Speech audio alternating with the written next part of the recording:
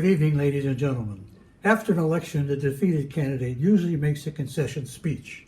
Here with us this evening is Mr. Alex Digitalis, the defeated presidential candidate on the Vegetarian Party ticket. Please bring in Mr. Digitalis.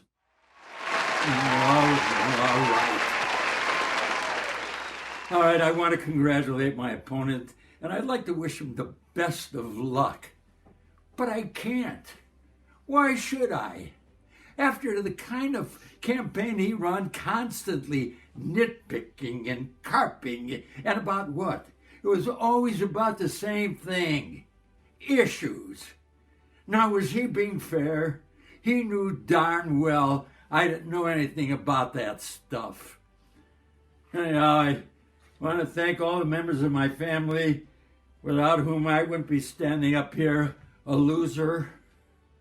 I want to thank my good brother from Texas, Dallas Digitalis, my bad brother, Malice Digitalis, my uncle, the priest, Father Chalice Digitalis. Thank you, Father, for being here.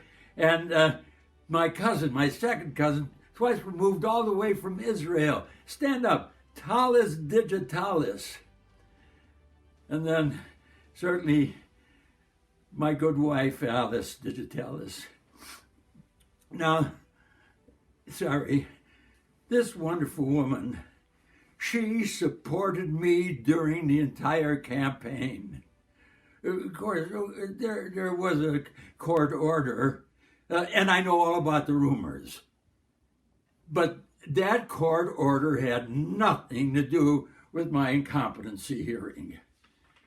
I want to thank my campaign chairman and all of his people, and the there's the publicity chairman, Mel.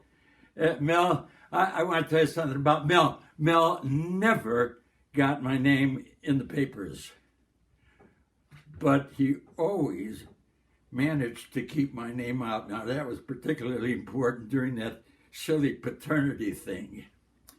And then I want to shout out to all of my campaign workers. Now I'm talking about those foot soldiers who are out there in the precinct, ringing doorbells, knocking on doors, actually bringing the voters in.